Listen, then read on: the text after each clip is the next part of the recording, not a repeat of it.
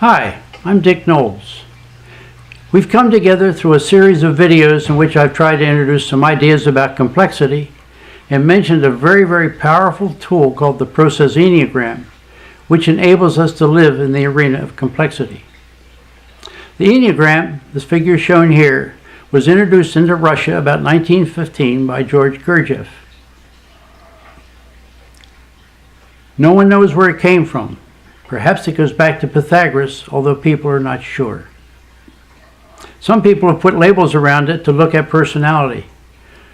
Many of you may have read about that. None of that applies to the way in which we're going to use it to look at process.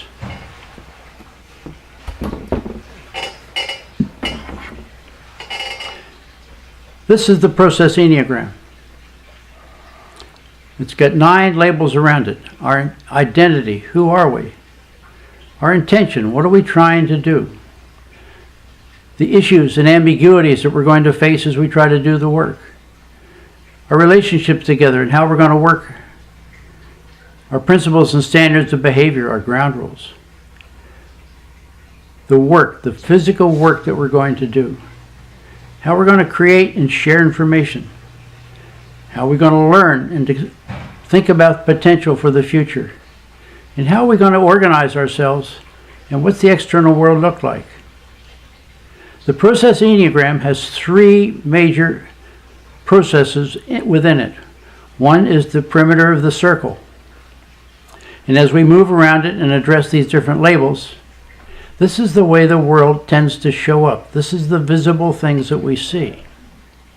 But in order to work in complexity, we need to understand and see the inner patterns that are not visible, but which are crucial for us to do our work successfully.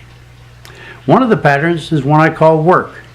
And it goes from 1, 4, 2, 8, 5, 7, and back to 1. Let me give you an example of how that might work. My identity is I've got 2 boards. My intention is I want to join them and I want to nail them together. If I'm going to be nailing, there's some things I need to do and remember, like hold the nail straight and not hammer my thumb and wear my safety glasses. There are going to be some challenges. What kind of a nail do I use? How big? How long?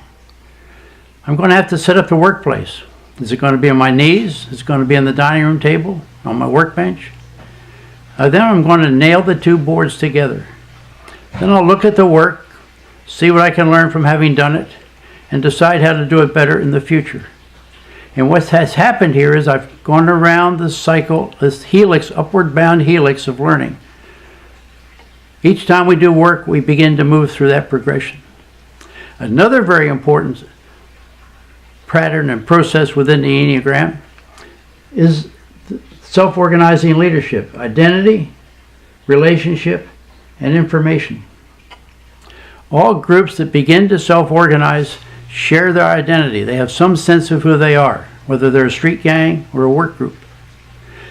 They have some shared level of trust and interdependence, and they have a shared body of information that they use to try to make sense of the world.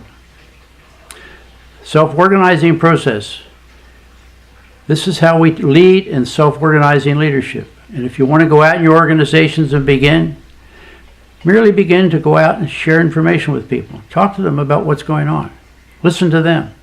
Begin to build relationships of interdependence, of trust, and help them to see how they fit into the whole picture. That simple step can be a very powerful one for you to use as you begin to move into the organization. The Process Enneagram has been used extensively, and one of my colleagues in Australia, Tim Downbow, has been using it for about 15 years. Based on his work, he says this is the only known tool that simultaneously helps people to solve complex problems, make the social connections they need to do the work, and releases the emotional energy. And this is all at the same time. Beverly McCarter and Brian White, in their 2013 book, Leadership in Chaotic Organizations, say that the Process Enneagram may be the missing link between complexity theory and practical application. We've come on this video journey together. We've talked a little more deeply about the Process Enneagram. I'm considering putting together a webinar in which I could go much more deeply and share more information about it. If you're interested in learning more, please sign up on the web page that's there in front of you. If I get enough people signed up, we'll begin to put together the webinar, and I'll let you know what our plans are as we go forward. I hope to see you in the future. Come along on the journey.